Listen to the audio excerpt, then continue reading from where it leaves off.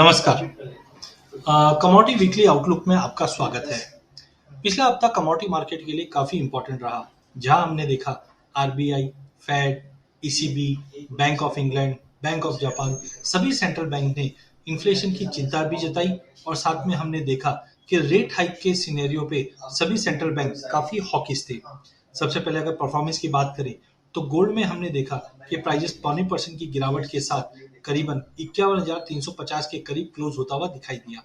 वहीं अगर चांदी की बात करें तो 2.5% से ज्यादा की गिरावट के साथ 62,500 के लेवल पे क्लोज होता हुआ दिखाई दिया।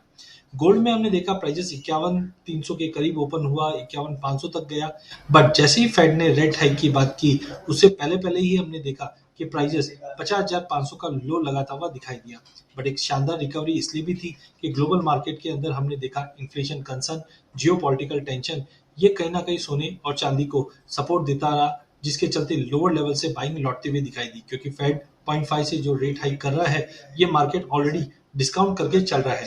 नो डाउट दबाव इसलिए भी बना कि उम्मीद है कि जून महीने में 0.75 से रेट हाइक और हो सकती है, जिसके चलते डॉलर इंडेक्स 22 साल के हाई पे पहुंचता हुआ दिखाई दिया, बॉन्ड यील्ड 3% के ऊपर जाते हुए दिखाई दी। बट अब देखना है कि आगे की रणनीति कैसे रहेगी, क्योंकि अभी भी जो डेटा पॉइंट है यूएस से, चाइना से, ये कहीं ना कहीं एक नेगेटिव इम्पैक्ट दिखा रहे हैं इकोनॉमी पे। तो रेंज की बात करें अगले हफ्ते की तो हमें लगता है सोना 50,200 के सपोर्ट पे रहेगा, वहीं हायर साइड में 51,900 का रेजिस्टेंट रहेगा। बाय ऑन ड्रॉप की रणनीति गोल्ड में बनाकर चलनी चाहिए। चांदी क्रिटिकल पॉइंट पे है, बट कहीं ना कहीं वीकली क्लोज 62,000 के ऊपर होने पे हमें लगता है प्राइजेस सपोर्टिव है। डाउन साइड सपोर्ट 51,400 का रहेगा, बट ध्यान रखिए 64,000 के ऊपर वीकली क्लोज आने पे ही हम एक नई तेजी देखेंगे। पहले भी देखा गया है प्राइजेस में गिरावट जरूर आती है, बट 60-62,000 के सपोर्ट से मार्केट अपलिफ्ट होता हुआ दिखाई देता है। वहीं एनर्जी पैक की अगर बात करें तो क्रूड में हमने 4% की तेजी, वहीं नेचुरल गैस में 12% की जबरदस्त तेजी बनते हुए देखी। दोनों ही काउंटर में हमने ओपन इंटरेस्ट बढ़ते हुए देखा, जो संकेत देता है कि फ्रेश बाइंग मार्केट में होती रही। क्रूड के अंदर ओपेक ने अपने प्रोडक्शन को अनचेंज रखा है, स्लो रफ्तार से ही प्रोडक्शन बढ़ेंगे।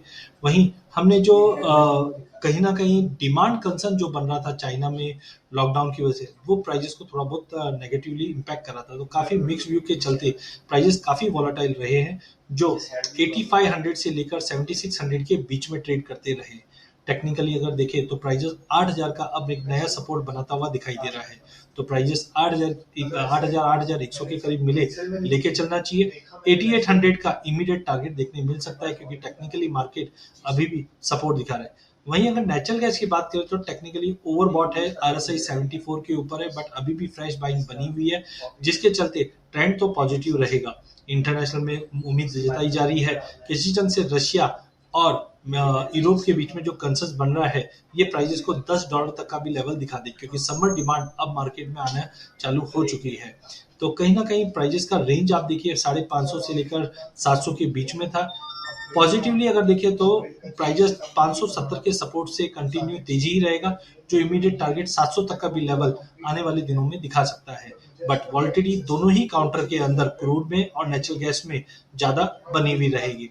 अंत में अगर बेस मेटल की बात करें तो चाइना में जिस ढंग से हमने मैन्युफैक्चरिंग के डेटा खराब आते हुए दिखे हैं, जीडीपी पे अभी भी कंसर्न्स बने हुए, क्योंकि आईएमएफ ने भी ग्रोथ पे लोअर डाउनग्रेड किया है, जिसके चलते प्राइजेस में हमने जबरदस्त गिरावट देखी है।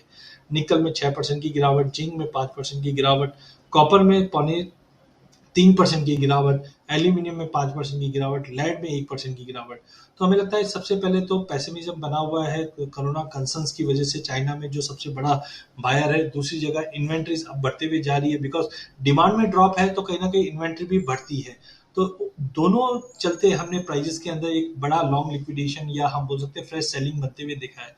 टेक्निकली भी देखें तो अभी भी प्राइजेस की लेवल्स के नीचे ट्रेड कर रहा है, जिसका मतलब है प्रेशर और देखा जा सकता है। बट चाइनीज गवर्नमेंट ने काफी स्टेप्स लिए हैं इंप्रूव करने के लिए, जिसके चलते अगले हफ्ते हमें एक सपोर्ट आता हुआ दिखाई देगा। अगर कोरोना के केसेस कम होते हैं तो और भी सपोर्ट मिल सकता है। तो बाय ऑन ड्रॉप की रणनीति अपना के चलिए, जहां पे कॉपर 750 के करीब बाइंग बनती है, जिंक के अंदर 318-19 के करीब, एल्यूमिनियम में 232 के करीब, वहीं लेड सबसे अट्रैक्टिव है क्योंकि 180 के ऊपर काउंटर काफी स्ट्रांग दिखाई दे रहा है। तो ओवरऑल बेस मेटल में बाय ऑन ड्रॉप की रणनीति अपनाकर ट्रेड कीजिए। चाइना के डेटा पे ध्यान रखिए।